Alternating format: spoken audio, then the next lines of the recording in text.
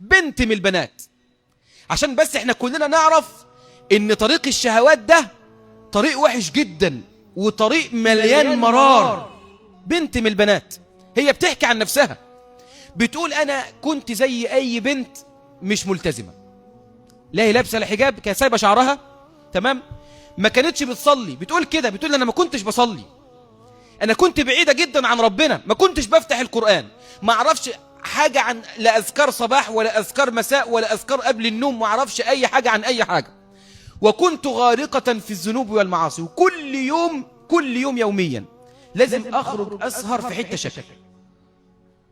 خلي بالك ان الاباء والامهات عليهم مسؤولية ضخمة جدا.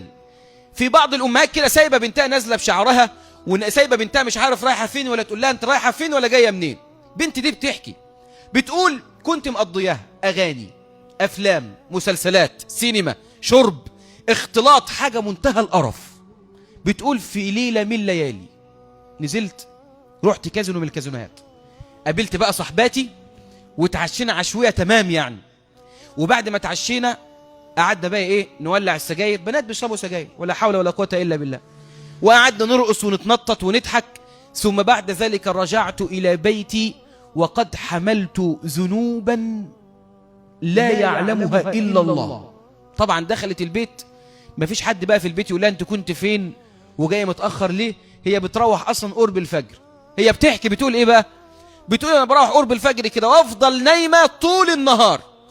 الظهر طبعا الفجر راح، الظهر راح، العصر، المغرب، العشاء، بتصحى بعد العشاء تعمل ايه، تنزل تسهر تاني.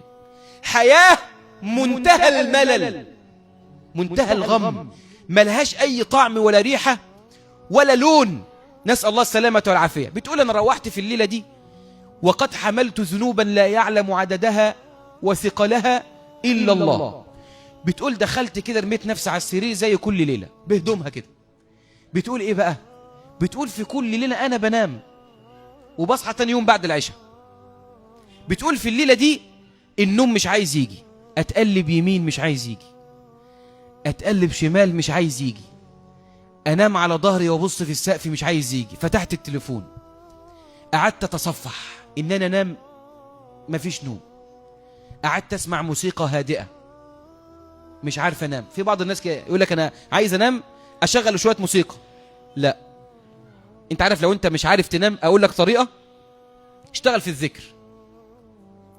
اشتغل في الذكر يعني لما اذكر ربنا هنام ليه يعني الشيطان اصلا هيقول ايه يا عم سيبه يتخمد والله سيبه يا عم ينام.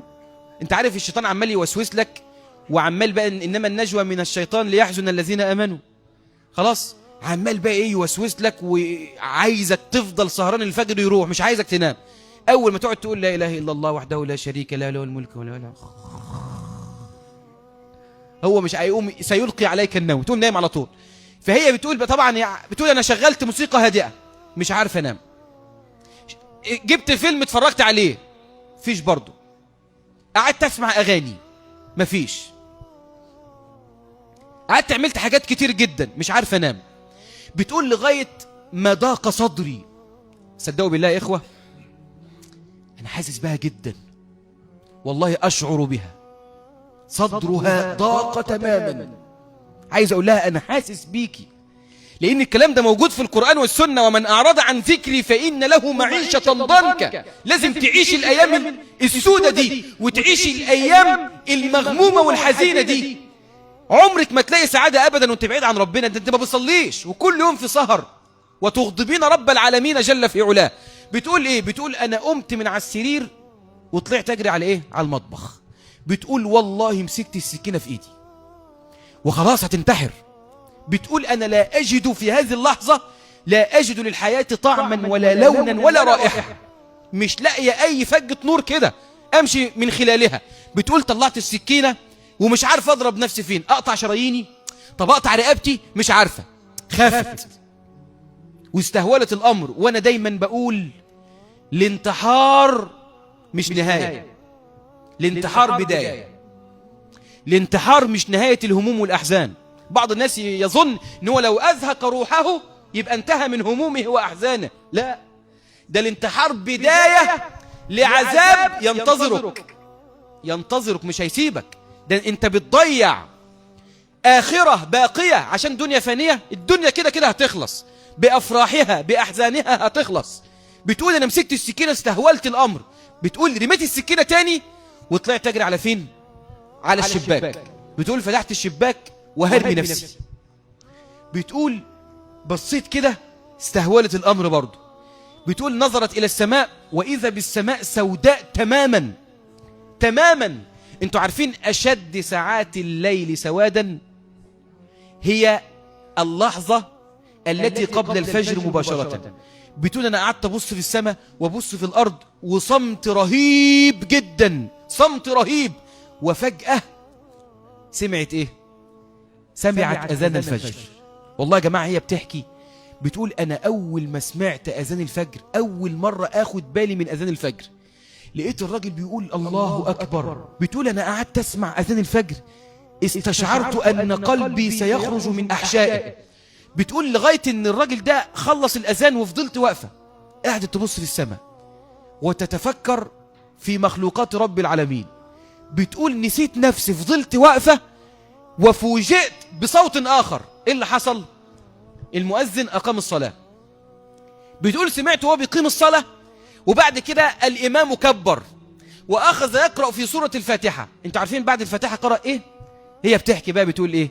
بتقول قرأ قوله تعالى ولقد خلقنا الإنسان ونعلم ما توسوس به نفسه ونحن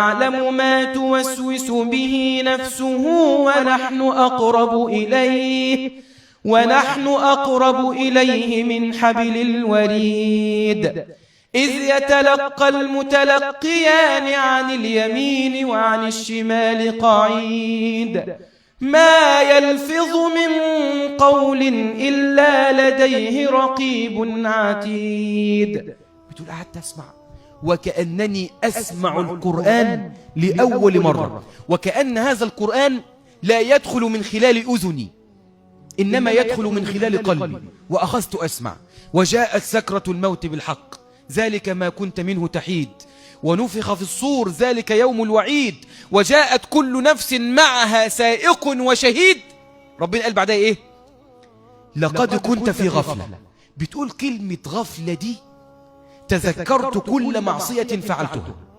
شوف لقد كنت في غفلة، لقد كنت في غفلة من هذا فكشفنا عنك غطاءك فبصرك اليوم حديد. تقول هذه الفتاة تقول والله لم يسترح لي بال ولم يهدأ لي قلب ولم ينشرح لي صدر إلا بعد أن تركت طريق الذين يتبعون الشهوات وتبت ورجعت إلى رب الأرض والسماوات.